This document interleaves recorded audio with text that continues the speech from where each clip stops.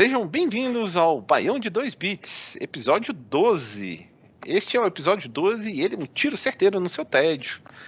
Eu sou o Jefferson e estou aqui com o meu amigo Michael. Fala aí, Jeff. Eu tava aqui de boa, mas vi o sinal luminoso lá do Mexido e vim correndo aqui pra gravar o episódio, né, bicho? Porque... É isso aí, depois de um breve recesso, foi um breve recesso. Foi um breve recesso. A gente tá aí de volta aí com um episódio cheio de aventura, né, cara? Altas aventuras, vamos falar de pássaro negro, de predador, de muita coisa. Vampiros no sol, da Califórnia. Tem de tudo. Bacon no Baião, né? Post de segunda-feira, né? Blackbird. E aí, como é que é essa série aí da Apple TV aí, rapaz? Como é que funciona isso aí? Pois é, rapaz, é o Blackbird. Infelizmente não traduziram o título, né? Porque senão, sei lá o que inventar, ia ser Pavão Misterioso, sei lá o que é botar de título aí.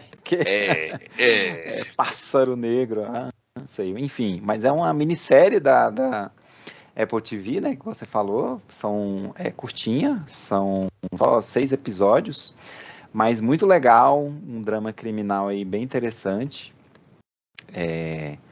com o Taron Egerton e o Paul Waterhouse como os dois protagonistas, né? Uhum. É muito bacana a série, gostei demais. E assim, o que eu achei interessante é porque ela primeiro é baseada em fatos reais, né? Uhum. Tipo True Crime, né? Tipo... Isso. Então, como é que é mais ou menos, né, a trama dela? Você tem um cara que é um ex-jogador de futebol americano, um cara todo bonitão, bonachão, que se envolve aí com coisas erradas e vai preso. Uhum. E aí, para sair da cadeia, ele recebe uma proposta do FBI para ser transferido para uma outra prisão de segurança máxima, para tentar extrair a confissão de um cara que é suspeito de ser um serial killer, né? E se eles não conseguirem provas definitivas, ele vai ser libertado, né? Esse cara vai ser solto, esse cara que está sendo acusado de ser um serial killer. Então é bem interessante, porque aí o cara vai... esse cara que é um ex-jogador, né? Que é o Taron Egerton, que faz o papel dele. Aí ele entra numa verdadeira jornada aí de autodescoberta, autodescobrimento, né? E é bem interessante, porque aí o tema principal, né, desse seriado é a questão da masculinidade tóxica, mais aplicada na questão assim do abuso mesmo das mulheres, sabe? Uhum. Infelizmente é uma coisa aí que está muito em voga ainda, né? Assim, infelizmente não é coisa do passado, e recentemente a gente teve vários escândalos aí e tal, né?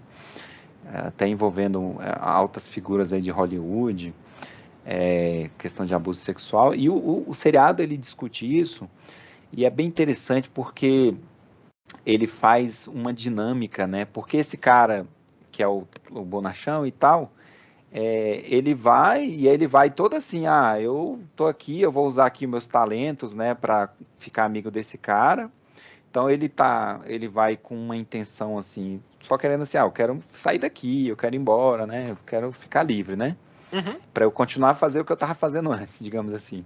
Mas aí, quando ele vai conhecendo o cara, e esse cara que é o acusado de ser um serial killer, ele vai vendo assim que ele tem muitas coisas parecidas com o cara. Em que sentido, né? Porque os dois, eles abusam das mulheres. Uhum. Só que assim, o cara que é o serial killer, ele faz isso de uma forma doentia, né? Totalmente assim, fora das normas sociais. Então assim, ele força as mulheres e tal e comete crimes. Agora, o outro cara, ele usa a aparência, o charme dele para também, assim, ele é mulherengo, então ele já teve centenas de mulheres, sei lá, e ele abusa no sentido de que ele usa isso para se aproveitar. As mulheres, para ele, também não passam de um objeto, entendeu? Ele não vê elas como seres humanos, pessoas e tal. Então, ele tem esse choque, né? E aí o seriado mostra essa mudança nele, é bem interessante, sabe? Muito legal, assim, essa dinâmica da história, porque os dois têm essa sementinha, né, dessa masculinidade tóxica que eu falei, que é aquele que acha assim, eu sou um homem e eu tenho direito a ser amado, digamos assim, né, eu tenho direito ter uma mulher, enfim, a receber coisas das mulheres, elas me devem de alguma forma, né? Eles acham isso. Uhum. E aí cada um usa as suas ferramentas para conseguir isso, né? Um usa uma forma que é mais aceita na sociedade, Uhum. mas que não deixa também de ser, né, Uma uma violência, coisa, né? uma violência de certa forma, digamos assim. E o outro usa uma forma totalmente doentia e tal, e que vai contra as leis, não é à toa que ele está sendo aí acusado e perseguido como ser um serial killer, né? Então, desse contraste, né, então você tá falando que os dois, a história dá um suporte muito bom para duas interpretações excelentes, né?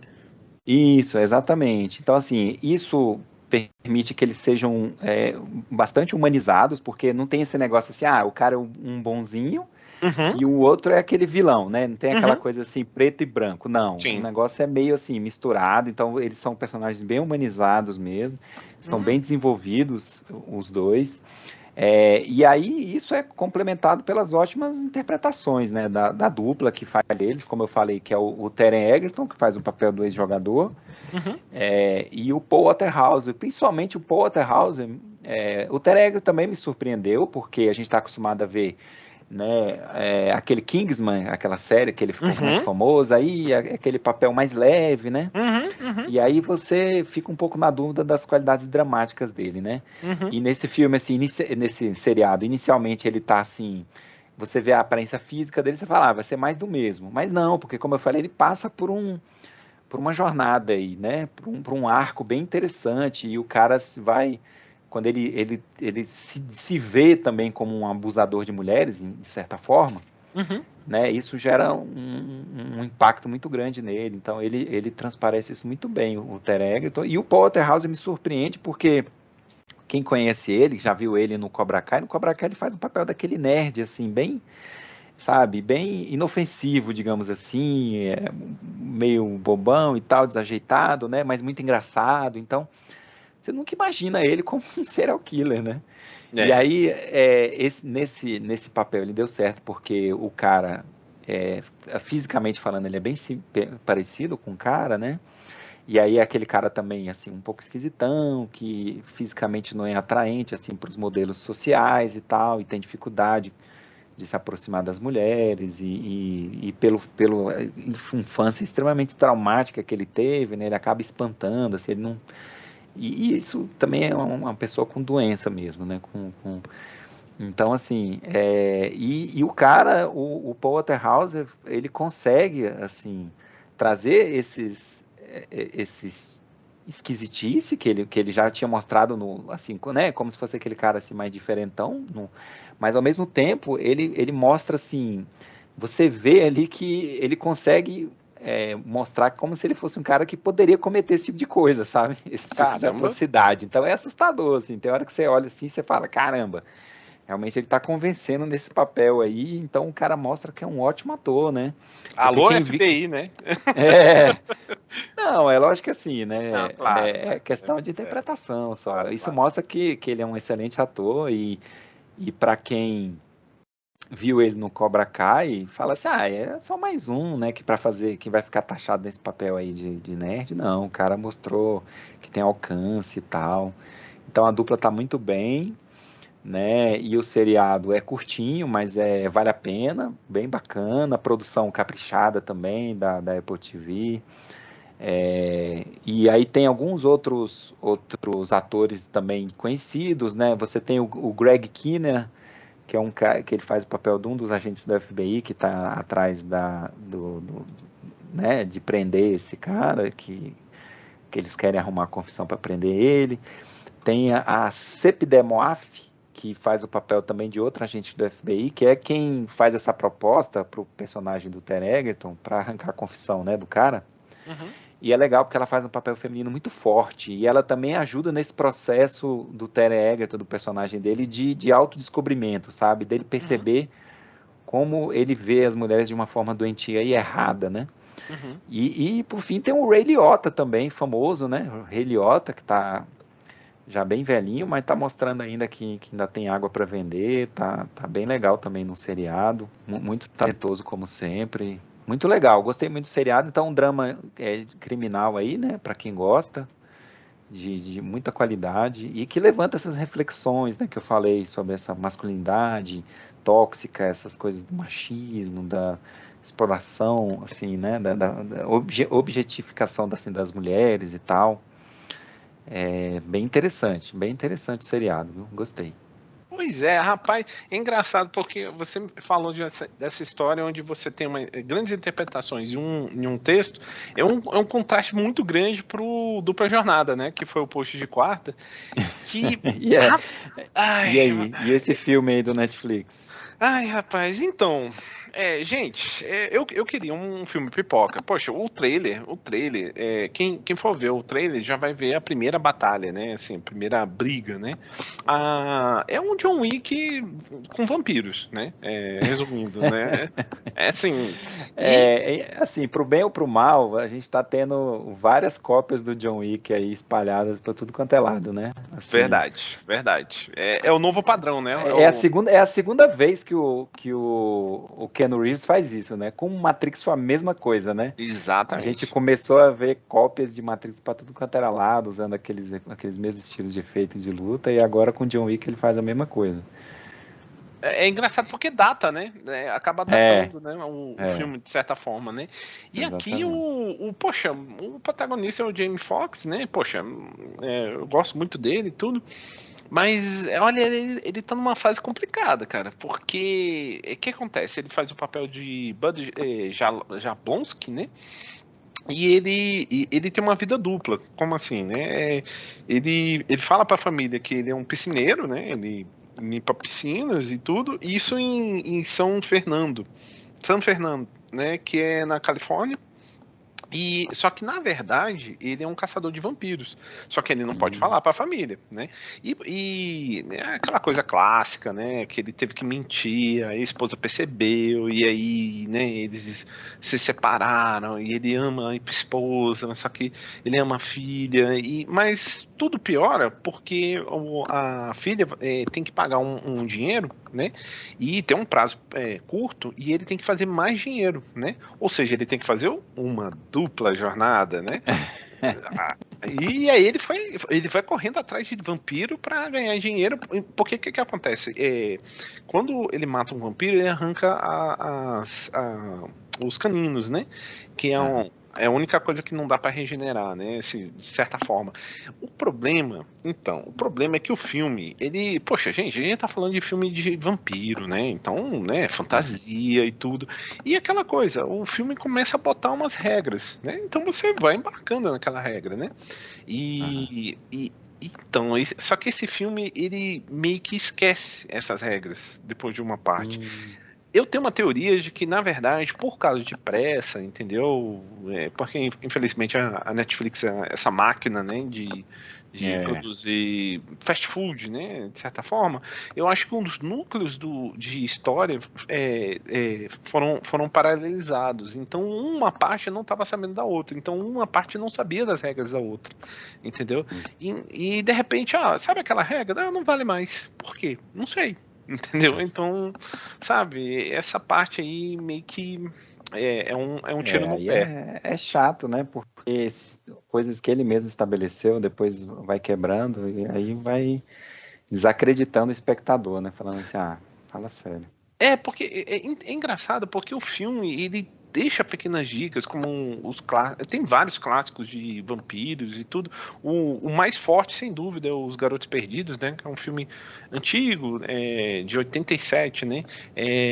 E ele era meio que terror comédia e eram de uns meninos que se tornaram vampiros e as vantagens e desvantagens e tudo. Hum. E tem um quê de referências, então você, poxa, que legal. Mas só que, poxa, tem uns detalhes, Michael, é triste. Por exemplo, o grande problema do filme, né, além dessa quebra de regras que o próprio filme bota, é a dupla, que, nossa, não funcionou em tela. É aquela. Sabe quando eles falam assim, aquele clássico clichê de aliados improváveis, né? É Então, o Jamie Foxx e o Dave Franco? Isso, exatamente, que ele faz o Entendi. Seth lá, que Uhum. era pra ser um nerd todo, mas ele é todo malhadinho e todo, sabe? Aí você, Uhum. sabe, você não se convence o Jamie Foxx tá, beleza, ele tá no piloto automático do personagem dele, né? Ah. Mas nossa, cara, tem umas cenas assim E que me você, fala uma coisa, e o Snoop Dogg, como é que entra nessa história aí, bicho? pois é, Como é boa. que ele tá nesse filme? Cara, ele faz um papel muito interessante, cara. Ele faz um papel É, e ele faz direitinho. Ele faz o papel olha, direitinho. Ele tá de parabéns. é Isso que figuraça, né? Figuraça ele. figuraça, figuraça. E ele faz um papel que eu acho que ficou bem legal. Ficou bem legal. Foi uma boa surpresa. Eu sabia que ele tava no filme, mas não da forma como ele apareceu, entendeu? Então ele acaba ajudando o Jamie Foxx, né? A Hum. voltar, porque ele tinha sido expulso de uma organização que era a principal caçadora de vampiros, né? E ele precisa de muito dinheiro, né? E a única forma de ele conseguir muito dinheiro é ele conseguir fazer os trabalhos dessa organização, né? E aí o Snoop Dogg, ele é amigão dele, né? Então eu falei, não, deixa que eu vou falar com o pessoal. E como ele tem crédito, eu falei, tá bom. Mas se você fizer alguma besteira, tá vendo os clichês? Se você fizer Hum. uma besteira, então você tá acabado, você, né? E Hum. você fica assim, eu já sei o que vai acontecer. E, nossa, Michael, eu vou te falar. E é interessante, o paradoxo desse filme é que, cara, a parte técnica é muito bem feita, sabe? É bem violento, tem que se destacar isso, é bem violento. Já na primeira briga você já vê, eita poxa, sabe? É sangue, ossos quebrando, mas assim, a parte técnica é excelente. Tem uma parte quando eles vão invadir uma casa que tá cheia de vampiros, cara, a forma como eles apresentam os vampiros eu achei muito, muito original, muito, muito interessante. Mas, cara, o filme tem uns clichês. O final é muito ruim. Meu Deus do céu, gente. O roteiro, você fica assim, meu amigo, por quê? Por quê? Sabe, cara? É uma pena. É uma pena, mais uma oportunidade perdida. São 100 milhões de dólares de produção, ou seja, não é um filme barato, né? Mas, poxa, faltou roteiro, gente. Mas e Faltou. me diga uma coisa, depois dessa bomba aí, o Jamie Foxx agora vai ficar relegado aos filmes B, igual vários outros coleguinhas dele lá de Hollywood, Liam Então, Neeson, Mel tá. Gibson. Tá indo muito nessa linha, viu, cara? Ele tá precisando Ixi. urgentemente de um bom filme, viu? Um É, bom faz tempo, papel. eu tava procurando aqui na lista dele, rapaz, faz tempo que eu não vejo um filme bom dele. Tá difícil, ele tá bem marcado nisso aí. Andou fazendo umas bombinhas aí. Mas falando em bomba, parece que, então, o Predador, né, que tem sofrido um pouquinho aí, parece que tem uma novidade aí no verão aí. Como é que é essa história aí do novo filme aí, ô Michael? Pois é, então, o post de sexta-feira, né, foi sobre o filme aí novo, o Predador, a Caçada, em inglês chama Prey, que na verdade é Oi? o contrário do Predador, é presa, né? Uhum, uhum, Mas é um filme aí que veio direto para streaming, tá lá na Star Plus, né? uhum. Para quem tiver o Star Plus para assistir. E foi uma surpresa muito agradável, viu? Olha, surpreendeu, tá assim, sendo bem recebido aí, né? Tanto pela crítica quanto pelo público. Lógico que nada assim, meu Deus, né? Uma Uhum, revolução. Não. uhum. Mas comparado ao que a gente estava vendo aí na franquia do Predador, É. é, é como se fosse assim uma ressurreição quase, né, da franquia que já estava quase assim nos últimos nos últimos momentos de vida, já estava assim em coma praticamente. Então, só para dar um breve histórico aí sobre a franquia, né, a gente sabe que tudo começou lá em 1987 com o primeiro filme do Predador, que na minha opinião, na minha modesta opinião, é um dos melhores filmes de ação, ação barra ficção de todos os tempos, né?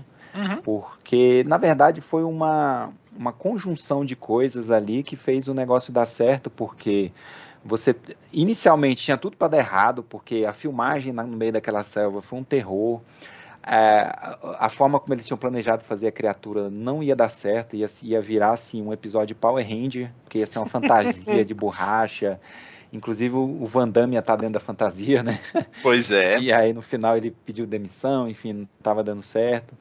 E aí, então assim, tinha muita coisa para dar errado ali, mas os deuses do cinema interviram aí, e aí saiu essa fantasia de borracha e entrou lá o estúdio lá do mestre Stan Winston, né, que foi o mesmo que criou é, Exterminador do Futuro e outras várias franquias aí.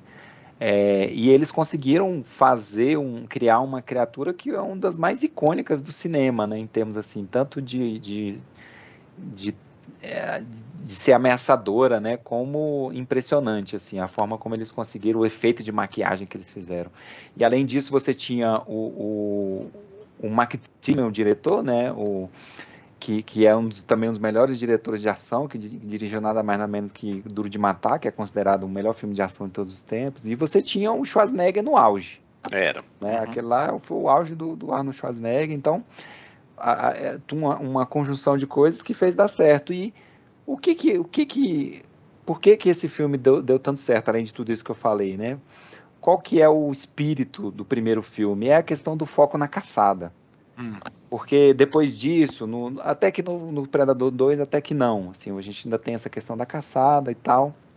Só que ele foi tão parecido com o primeiro e não teve a mesma qualidade assim de produção e também de atores que deixou um pouco a desejar.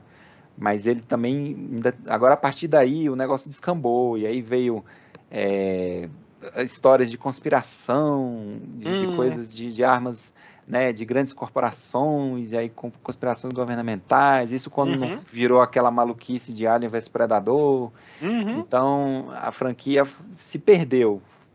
Então, assim, o espírito dos filmes do Predador sempre foi essa questão do foco na caçada, né? E é justamente o que esse filme faz, ele resgata isso, e aí ele tem uma trama muito similar com a do primeiro, só que faz algumas atualizações. Então, é aquela história, o Predador vem para a Terra para caçar aí, fazer a caçada dele, que basicamente eles são uma raça de alienígenas que querem caçar predadores alfa, né? Aquelas coisas os predadores mais, tipo assim, conseguir troféus. Então, eles vêm para a Terra mais uma vez para fazer a sua caçada, é como se fosse um ritual para esse predador. E aí ele sai, começa a sua matança, né? E aí, esse filme, como é que é a história? Aí se passa 300 anos antes do primeiro, no século XVIII, comecinho do século XVIII, 1719, né, que aí na época dos nativos-americanos aqui no nosso continente, e aí nas grandes planícies e tal, e ele mostra uma tribo Comanche, e nessa tribo tem uma jovem, chama Naru, e ela quer ser uma guerreira, ela quer provar que pode ser uma guerreira, né? E assim como os homens da tribo dela, e ela sofre preconceito e tal, então o filme faz um trabalho legal e como eu falei, assim, apesar da similaridade da trama, essa questão do predador vir, fazer a caçada e pronto, ele atualiza a trama inserindo essas coisas. Então essa coisa do empoderamento feminino, a mulher querendo, né, ganhando o seu espaço, mostrando o que pode fazer e tal, e tira aquelas cafonices, aquelas tiradas, aquele negócio, não desgruda daí, né? Aquela coisa assim, extremamente macho man do primeiro filme, que era coisas da década de 80, né? E, infelizmente, assim, nesse sentido, o filme ficou um pouco datado, assim, por conta disso. Mas aí o filme substitui isso por elementos mais interessantes. Então, você tem uma locação belíssima, o filme tem paisagens belíssimas aí, que eles fazem bom proveito, né, essas planícies aí. E tem essa questão, além dessa questão que eu falei de uma figura feminina de destaque no filme, você tem também um pouco de contexto histórico e reflexão sobre essa questão dos nativos americanos, sabe, dos indígenas, assim, como eles foram explorados e como o homem, né, assim, ocidental invadiu ali o ambiente deles e causou devastação, né? Então o filme também joga uma luz em cima disso. Então a trama dele acaba ficando um pouco mais atual e interessante nesse sentido, né? Então, além disso, você tem aí mudanças no próprio predador, na criatura, e algumas pessoas não gostaram, porque dessa vez ele tá mais slim, digamos assim, mais magro, mais alto, mudanças na questão do rosto, assim, das mandíbulas dele e tal, E, e além disso, o próprio estilo dele, as armas que ele usa, ele é muito mais assim no combate corpo a corpo do que... lógico, ele tem algumas gadgets bem interessantes e tal, mas ele é um estilo de predador mais assim, que vai no corpo a corpo, né? Algumas pessoas não gostaram, eu achei legal porque eu achei que expande um pouco o universo, né? Dos predadores, porque pode ser que existem diferentes raças, espécies de predadores e tal, e também dá uma inovada mesmo, né? Naquela imagem que a gente tinha antes. Então, outra coisa que eu achei legal é a questão do respeito étnico, né? Porque, infelizmente, Hollywood às vezes dá aquela vacilada e pega um papel de um asiático, né, de uma mulher asiática, a Scarlett Johansson, né? Então, assim, Tem. como a gente... então, assim, não, dessa vez eles respeitaram e colocaram nativo americano mesmo nos papéis. A própria protagonista, Naru, a Amber Midthunder, né? Ela é uma descendente, né, de nativos americanos e ela já tinha mostrado talento já naquela série que eu já falei no podcast, que eu gostei demais, a Legion, né? É muito interessante a série, ela tem um papel bem legal lá nessa série, e aqui ela tá ótima. Ela, tanto nessas partes aí mais dramáticas e tal, que exige um pouquinho mais do talento dramático dela, ela tira de letra, e nas partes de luta e tal, ela já tinha mostrado isso no próprio Legion, que eu falei, nessa série, Legião, e aqui ela também se sobressai, muito bacana. Lógico que tem aquela coisa assim, de que no começo ela tá um pouco vacilante, depois ela vira quase que um John Wick, você fica assim, mas tudo bem. Olha o John Wick aí de novo, atacando na Era Comanche. Mas enfim, vai ver que é um universo conectado, né? Vampiros e tal. Ué, de repente. Predadores, quem sabe. Quem Mas sabe? enfim, mas ela tá muito bem no filme e tal. Ela é a figura de grande destaque mesmo. Tem também o irmão dela e tal, que tem um segundo papel, digamos assim, no filme, mas não chega a ser tão desenvolvido quanto ela. Então acaba que ela que rouba a cena mesmo. A único porém do filme, que infelizmente é um porém relevante, ao meu ver, para esse estilo de filme, é a questão do uso excessivo de efeitos especiais com uma qualidade duvidosa, muitas vezes. Então, aquela qualidade ruinzinha que você vê é filme de streaming, que realmente não teve aquele orçamento grande, né, que infelizmente não recebeu orçamento de filmes do Predador piores, até muito piores do que esse, em termos de roteiro, né? Seria melhor que a grana tivesse vindo para esse, mas, enfim. Então, assim, algumas cenas que mostram o Predador lutando, e principalmente contra outros animais e tal, ficou muito mal feito mesmo, assim, você vê claramente e tal. Então, algumas cenas ficaram bem limitadas, mas o filme também tem bons efeitos práticos, então ele em outros momentos compensa isso, mas infelizmente essa parte dos efeitos deixou bastante a desejar. Mas o resultado final, a soma disso tudo ainda é muito positiva. Esse filme, resgatando, né, esse espírito que eu falei, ele dá um sopro de vida nessa franquia, que estava, como eu falei, estava em coma aí, já estava assim, respirando por aparelhos. Então, no cinema realmente estava sofrendo muito. Pois é. E aí agora com essa janela do stream eles aproveitaram bem, o diretor soube aproveitar, né, apesar das limitações que eu falei, ele soube, com um roteiro muito bem escrito e enxuto, e que resgata esse espírito, né, do primeiro filme, ele conseguiu. E a história se conecta com o canon da franquia de uma forma bem legal, interessante também, e abre possibilidade, inclusive, de uma continuação direta deste filme, desse próprio filme. Não necessariamente precisaria ir para 300 anos para frente, voltar para o futuro, ou então ir mais ainda para o passado, né? Aquela coisa do pré-histórica lá, sei lá, né? Predador lá contra o Homem das Cavernas. Não precisa. Esse filme até já abre uma pontinha se quiserem fazer uma continuação direta, e vamos ver para onde que vai. Eu acho que a chance é grande, porque realmente fez bastante sucesso.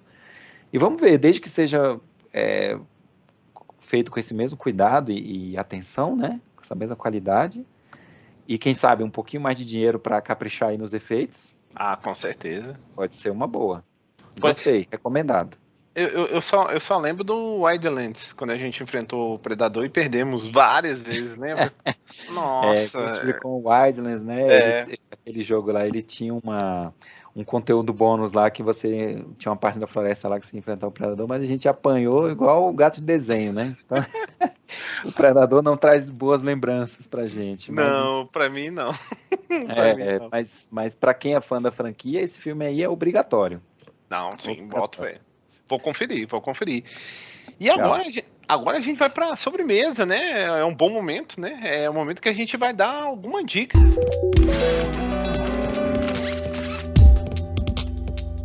E, Michael, qual é a tua dica? Opa, então, hoje eu vou dar algumas dicas, né, de hardwares bons e baratos lá no AliExpress. Olha, opa. Porque assim, eu antigamente comprava muita coisa na Amazon nos Estados Unidos, né, antes até mesmo da Amazon vir aqui para o Brasil. Infelizmente a Amazon daqui, em termos de hardware, ainda deixa muito a desejar. Deixa mesmo. Eletrônicos e hardware ainda deixa muito a desejar. Ainda está longe lá do que ela é nos Estados Unidos e em outros países. Então eu comprava muito lá e importava.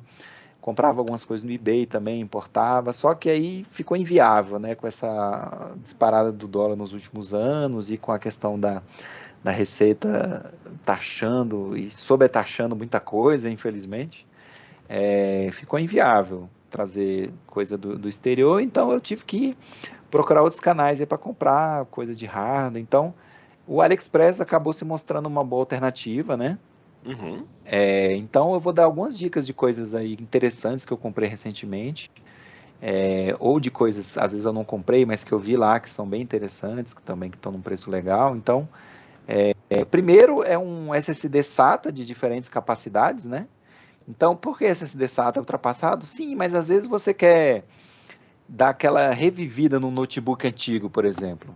Uhum. Né? Você tem um notebook aí que está meio cansado e tal, demora aquele 2 minutos para ligar o Windows. Se você tirar o HD dele e botar um SSD, rapaz, ele vai, tipo assim, É, que vai, vai, diferença. vai ser que nem a franquia do Predador lá, vai ter um sopro de vida novo. Então, assim, e até às Verdade. vezes para alguém que quiser fazer um HD externo mais barato, né? E mais confiável do que o HD mecânico, quem quiser fazer uma unidade externa, pode ser uma boa também, porque aí você vai ter um HD externo ultra rápido e mais resistente a impacto, essas coisas, porque o HD mecânico, qualquer batida que você der, você pode perder seus dados, né? É. Então você tem lá desse link que eu deixei aí, desde R$ 44 até R$ 200 aí, vários tamanhos diferentes de HD SATA, e bem legal aí essa dica para quem precisa de um HDzinho SATA. Outra dica, a próxima da lista aí é um SSD M2. M2, porque é a tecnologia mais nova aí, mais rápida, né? Uhum. Para quem tiver um slotzinho M2 aí, ou até também quiser fazer um drive externo, desde que compra um adaptadorzinho M2 também, né, para USB, pode ser uma boa. Então essa marca aí que eu recomendei, que é a Netac, que é uma marca lá que vende lá no AliExpress, uma marca chinesa, mas uma marca boa, que dá uma garantia até. Lógico que assim, a garantia na China é um pouco mais complicada, né? Porque Uhum. aí para você mandar e tal é mais complicado, mas essa marca aí está com os preços muito bons, então tem lá desde, como eu falei também, desde R$ 100 até tipo assim, 1 tera e tal, e aí já está mais na faixa de 380, depende muito da cotação do dólar do dia, né? Uhum. Mas você tem de 150 até 300, R$ 400 aproximadamente aí, também dependendo da capacidade. É uma boa também, para quem está querendo um M2 barato e de uma qualidade boa, fica a dica aí. O próximo da lista é para quem já quer aquela coisa de muito espaço, né? É uma pessoa espaçosa. Exatamente. Então, aí um HD já daquele maior, de 3,5, né? Um HD SATA de 12 terabytes. Delícia. Então, eu botei essa dica aí, é interessante para quem está precisando de um igual a esse, porque ele tá muito mais barato do que se você for comprar um desse aqui no Brasil, mas assim, menos da metade do preço, pra você ter ideia.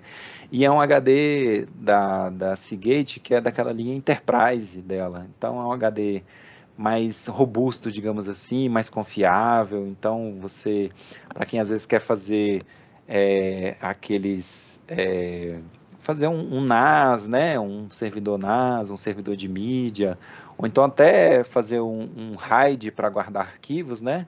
Quem quiser fazer isso para fazer backup de arquivo, pode ser uma boa aí. Então ele tá num preço excelente lá e é de marca, não é chinês nem nada, é Seagate e tal. Bem Olha, interessante.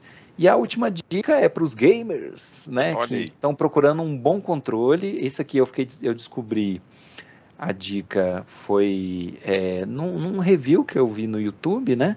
Porque eu tive vários problemas. Inclusive, eu tive esse problema com um controle Elite que eu comprei, que foi aquele famigerado Drift, né? Sim. Eu comprei o primeiro modelo do Elite da Microsoft e aí ele sofreu de drift. Então, assim, é aquele que o analógico move sozinho, mesmo sem você mexer lá. E aí eu vi um review no YouTube falando desse controle, que é o GuliKit King Kong 2 Pro. Pois é. E aí ele é um controle que tem um formato. Ele é bem parecido com esse Elite de Xbox, só que o layout dele é mais pro do Switch. Mas ele vai funcionar, ele é Bluetooth, então ele vai funcionar no PC. Eu comprei ele para jogar no PC. E a diferencial dele é que o analógico é magnético.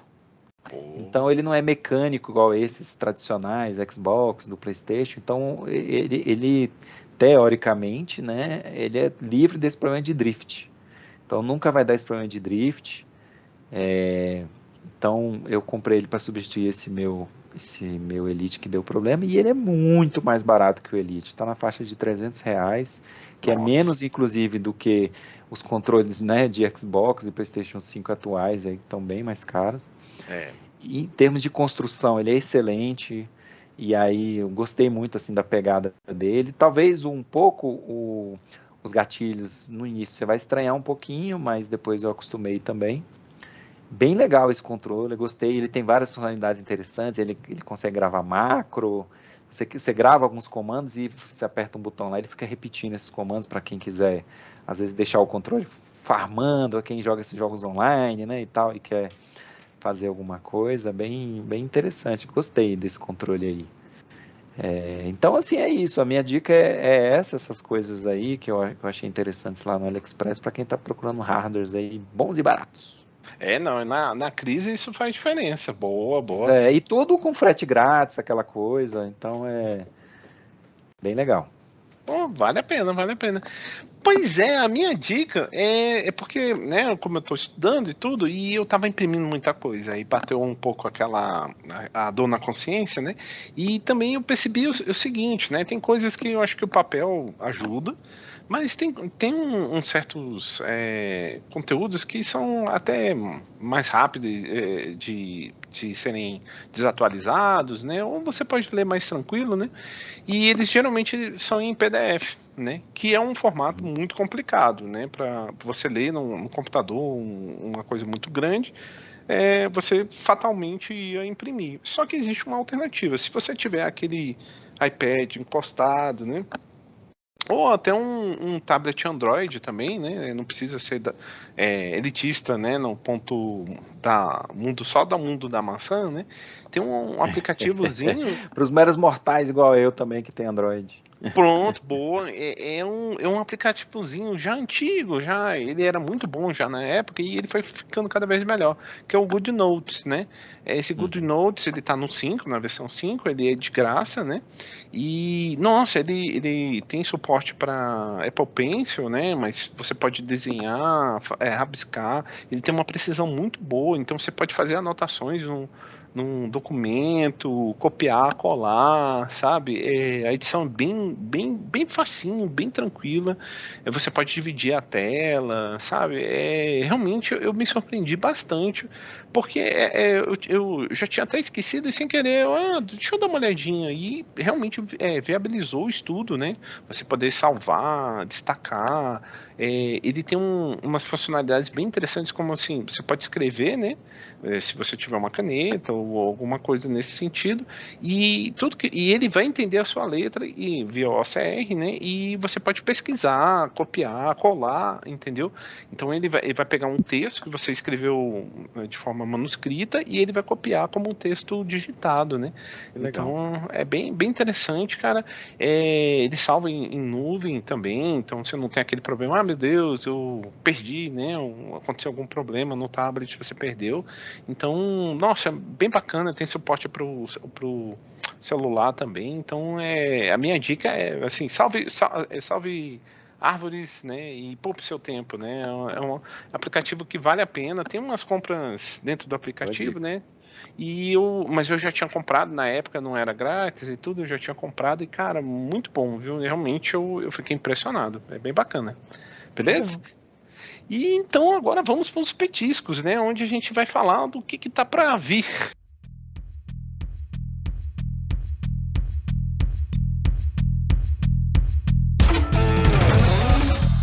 Começar com seus petiscos, Michael. O que tá vindo aí por aí? Então, finalmente terminei o Elden Ring. Cara, parabéns. A minha saga aí do Elden Ring. Parabéns. O jogo aí que eu tô jogando já tem muito tempo, né? Eu já falei, inclusive, dessa saga aqui quando a gente fez a lista lá, né, das nossas dicas aí do primeiro semestre do ano. Eu falei que eu tava jogando Elden Ring, foi uma das minhas dicas. Finalmente terminei, bati lá 108 horas de jogo. Não foi tanto tempo assim, né? Assim, se você parar pra pensar, né? Considerando o tempo que eu tenho para jogar por semana. Não, imagino. Ultimamente, mas é aquela coisa, eu tive que ficar no foco, né? Não pude começar a jogar mais nada, fiquei nele ali muito tempo.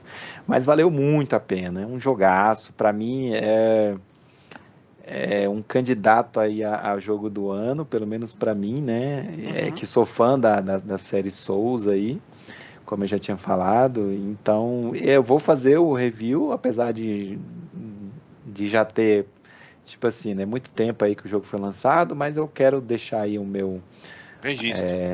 Meu registro, a minha opinião, o que eu achei do jogo. Então vai pintar em breve aí no blog aí o review do Elden Ring. Gostei demais, super recomendado. Inclusive você aí, viu, Jeff? Tá me enrolando aí, Eu tô ia devendo. jogar. Verdade. Eu vou. Eu tenho. Porque eu adorei. Realmente eu não sou muito do universo, né? Souls, mas eu adorei. Realmente é um jogo maravilhoso, cara. Legal. Vale muito a pena.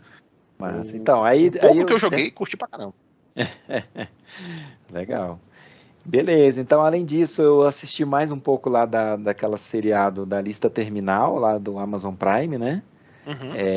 Com o Chris Pratt lá, a série que ele faz o papel de um fuzileiro, né? Um SEAL lá da Marinha Americana lá, que ele meio que o pelotão dele é emboscado e ele vai atrás de respostas e é lógico da boa e velha vingança, né? Clássico. Clássico. E aí eu tô assistindo esse seriado aí, tô já me encaminhando pro final, muito bacana, tô gostando, tô achando bem legal mesmo. Tenho a direção e produção lá daquele diretor famoso lá, o Antoine Fuqua, né, do Dia de Treinamento. Então, um cara extremamente talentoso nesse gênero de ação. Tô gostando. Vamos ver aí como é que vai ser até o final. E também outra série que eu comecei a ver, que também causou ondas aí e tal, e muito bafafá aí também, foi o Sandman, lá do Netflix, né? Sim. Que é uma adaptação da graphic novel. É interessante isso, porque do Neil Gaiman, né? A graphic novel, porque eu não conheço a graphic novel, né? Nunca vi a graphic novel, mas estou achando interessante. Vai ser legal porque a minha visão vai ser de alguém que é desconectado desse universo aí, né? Porque é lógico que quando você tem uma adaptação, assim como foi, por exemplo, no caso do 300, eu vi primeiro o filme e depois que eu li a graphic novel, né? Então é interessante porque você tem uma visão de alguém que não está assim carregado com as expectativas e tal, mas pelo que eu vi aí a galera achou que foi uma adaptação bem fiel. E eu tô mais ou menos na metade e tô achando bem legal. Eu acho que a escolha que eles fizeram, principalmente pro ator principal, o Tom Sturridge, cara, ele tá encarnando o papel assim, nossa, é muito legal. Tô achando bem. É uma história bem viajante, né? Uhum, uhum, Assim, para dar um resumão, é como se você tivesse aí vários deuses que controlam, que são os eternos, né? E uhum. aí tem um lá que é o Lúcifer, que está lá no inferno, aí tem a morte, tem a miséria, enfim, tem vários. E aí tem esse cara que é o protagonista da série, interpretado pelo Tom Sturridge, que é o sonho, né? Que é o cara, é o deus dos sonhos, o Morpheus, né? E aí ele acontece um esquema lá que ele fica aprisionado, ele é aprisionado e depois disso ele consegue escapar, só que ele precisa correr atrás do prejuízo aí, né? Porque esse tempo que ele ficou fora aí, muita coisa aconteceu. Então, bem interessante. Estou achando visualmente o seriado é muito impactante, assim, bem bonitão e mais uma vez Netflix rasgando dinheiro aí, rasgando, gastando dinheiro adoidado. Não, e foi Vamos interessante ver o que que vai dar. o Neil Gaiman parece que, poxa, ele gostou do que viu, ele Não, e ele aprovou, né? participou, né? Ele Isso, participou ativamente aí da isso. produção e tal, ajudou na escolha ajudou não só no roteiro, mas na escolha, né, do elenco. Sim, as adaptações, né? Porque tem umas Isso. diferenças, né? Isso é bacana, Uhum. não? É um clássico, é um peso aí É, fazer isso pois aí, com é. Mas certeza. é isso aí. Pois é, os meus petiscos tem um For All Mankind que eu terminei, né? Vou fazer a crítica. Eu entendi qual foi o problema que muita gente encontrou na terceira temporada. A gente vai discutir mais sobre isso. Tá certo. Tem um quê de polêmica, né? E tem a irmã Vep, que é o meu Elden Ring das séries. Eu vou terminar finalmente, né? Aê, né? Que já tá nos últimos 2 episódios, um e Aham. meio, na verdade, né? E tem um intruso que é o Chacha Real Smooth, né? Que eu também vou ver na Apple TV, né? Que o pessoal tem falado bem, bastante. E é isso, né? É isso que a gente vai vendo aí nos próximos capítulos, né? Legal. Temos episódio novo aí, né, moleque? Poxa, muito É isso aí. obrigado. Muito obrigado pela Opa. participação. A gente, né, aquele momento, né, que tinha, né, que somos o podcast do Mexido Digital, né? A gente está Momento tentando. Jequiti, vamos vender aí. Isso, exatamente. E, né, a gente tem lá o blog, que é o www.mexidodigital.com.br, né? Aí, dúvidas, sugestões, a gente sempre tá dando uma olhadinha, né? E a gente tá tentando esse projeto aí, né, pra gente expandir o que a gente achou dos posts da semana, né? É isso aí, né, Michael? E vamos que vamos, né? Aí, agora enfrentando o finalzinho de agosto. Aí, rapaz. Tá passando, tá passando. Calma que vai acabar. Exatamente. Por favor, chova. Por favor, por favor, chova. É, Por favor, Secura chova. tá braba aqui no Planalto Central. Não, mas vai. Como é que é o ciclo da vida? É momento. É, Rei Leão, é é normal, isso aí. né? Ratuna Matata. Rato na batata, exatamente, Então exatamente. falou, Jeff. Um abração aí. Até o próximo. Abração, até mais. Opa, falou.